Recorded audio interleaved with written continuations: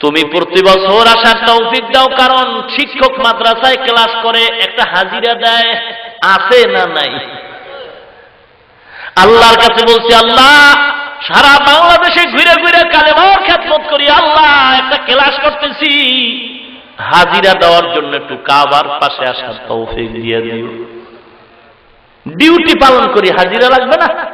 ওই কাবায় গিয়ে একটু হাজিরা দিতে চাই। আল্লাহ সবাইকে কবুল করো।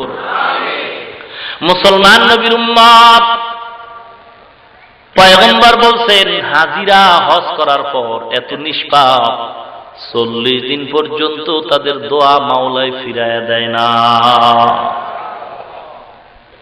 যাইতে মনে চায় না? চাইলে কি আর দাড়ি কামাইতেন? বিবি নিয়ে কি আর বেপরদায় ঘুরতেন? সন্তানটারে কি আর মুসলিমদের মতো পোশাক পরায় সাজায় রাখতেন? জায়েজ না জায়েজ একই দৌড়াইলে লাভ কি হবে বাবা? কোন কথা আমার আল্লাহ খুশি, কোন কথা আল্লাহ বেজার, এই চিন্তাই হলো মুমিন মুত্তাকিনের চিন্তা, আর কারো চিন্তা না। ও নবীর উম্মত, সাহাবায়ে কেরামরা আল্লাহর নবীর জন্য জীবন দিতে রাজি, আর আমরা বিবির জন্য, দলের জন্য জীবন দিতে রাজি। নবীর জন্য জীবন দিতে কোনো মানুষ পাওয়া যায় না। এ নবীর উম্মত, আল্লাহর কাছে কান্নাকাটি করা দরকার। আয় আল্লাহ, তুমি জীবনে একবারও যদি হয় সুন্দর কাবার গিলাফ ধরার তৌফিক দান করে দাও। আয় আল্লাহ, জীবনে একবারও যদি হয় পয়গম্বরের রওজায় 2 রাকাত নামাজ পড়ার তৌফিক দান করো। এ নবীর উম্মত, এই কথা দোয়াও করা লাগবে, জবানে দুরুদের আমল চালু করা লাগবে, ঠিক কিনা জোরে কর। আল্লাহ রাব্বুল আলামিন পয়গম্বরকে রহমাতুল লিল আলামিন করে পাঠাইছেন। আল্লামা রুমি রহমাতুল্লাহি আলাইহি ঘটনা উল্লেখ করতেছেন, পয়গম্বর রাস্তা দিয়ে হাঁটতেছেন, ইহুদি এক হরিণীর বাইধা রাখছে গাছের গোড়ায়।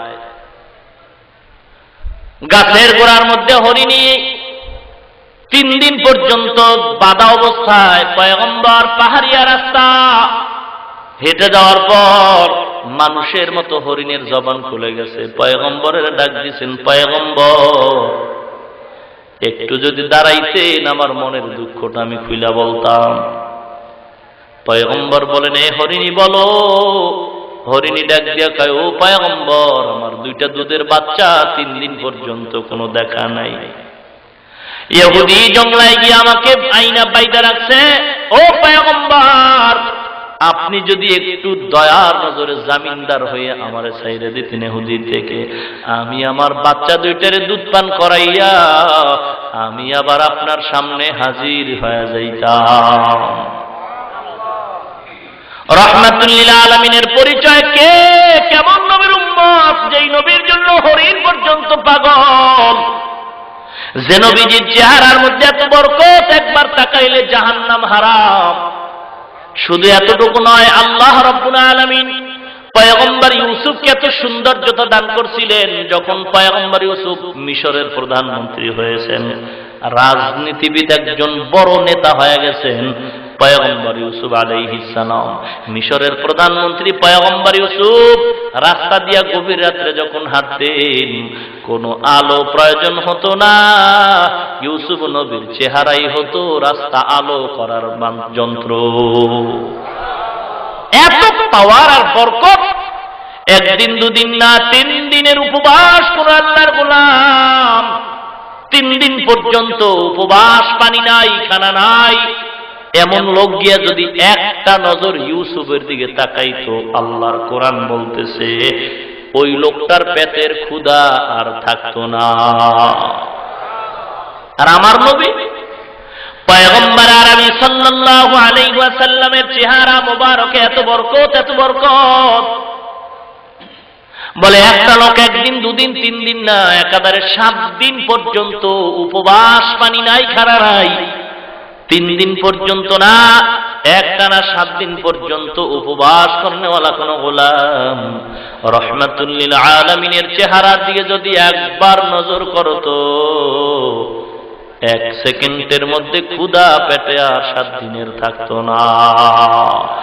ইমামুল আউয়ালিন আল আখিরিন বাহর সাদকা রাহমাতাল লিল আলামিন সাইয়্যিদুল কাউনাইন খাতমুল মুরসালিন আখিরা মদবুদ ফখরুল আউয়ালিন শুদ ওজুদাস রাহমাতাল লিল আলামিন মসজিদে উশুদ হামারো জমিন।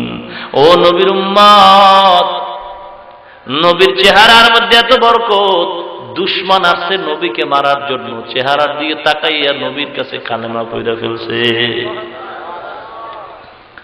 নবীকে মারতে এসে কালেমা পড়ে ফেলছে। সেই নবীর উম্মত আমরা।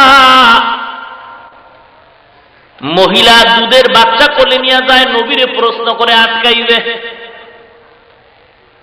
পয়গম্বরের সামনে মহিলা দাঁড়াবার আগে কোলের বাচ্চা পয়গম্বরের সালাম জোরে জোরে দিয়ে দিছে।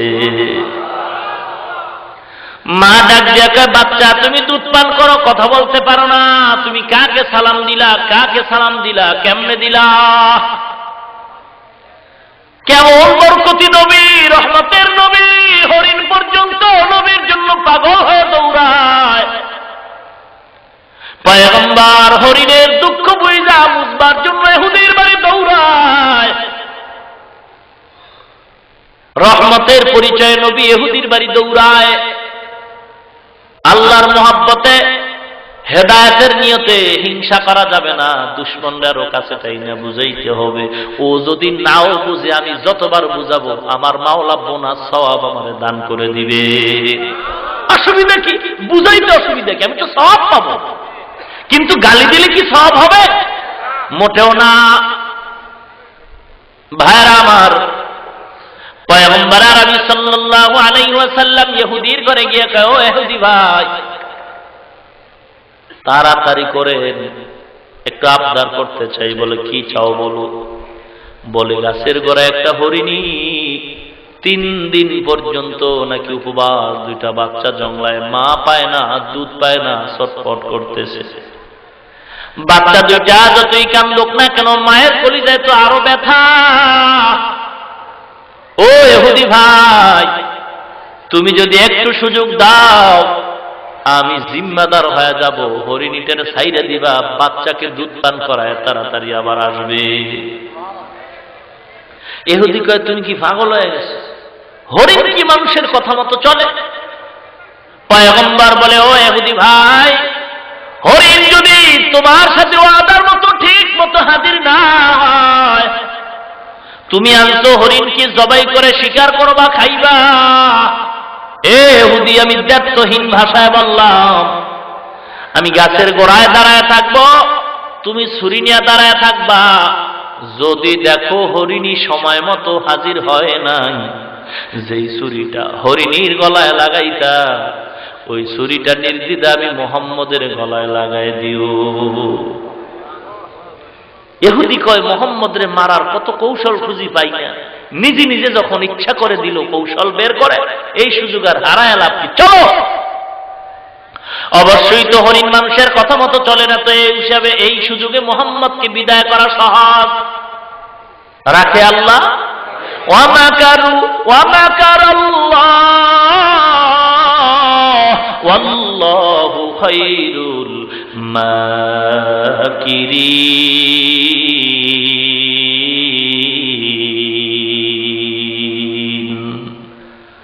আল্লাহ রাব্বুল আলামিন পয়গম্বরকে অনেক দিন বাঁচাবেন, তার নির্ধারিত সময় মতো কেউ কিছু করলে মারতে পারবে?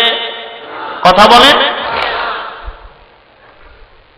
পয়গম্বর ইহুদি ছুরি নিয়ে গাছের গোড়ায় দাঁড়ানো, রশিটা কইলা পয়গম্বরের বরকুতি হাতে দিছে। পয়গম্বর রশিটা হাতে নিয়ে হরিণীর ডাক দিয়ে কয়, ও হরিণী এদিকে তাকা। হরিণী পয়গম্বরের বরকতে চেহারা দিয়ে তাকাইছেন। পয়গম্বর বলে, ও হরিণী, ইজ্জতের গ্যারান্টির পরীক্ষা কিন্তু রেডি হয়ে গেছে। ইহুদি ছুরি নিয়ে দাঁড়িয়ে আছে। তুমি যাও, জলদি করে যাও, সময় বেঁধে দিলাম, অল্প সময়ের মধ্যে বাচ্চা দুইটারে দুধ পান করায় আসবা। এ হরিণী যদি একটু তোমার আসতে দেরি হয়, আমার থেকে চেহারাটা ঘুরে ইহুদির দিকে একটা তাকাও, ওর হাতে ছুরি আছে, এই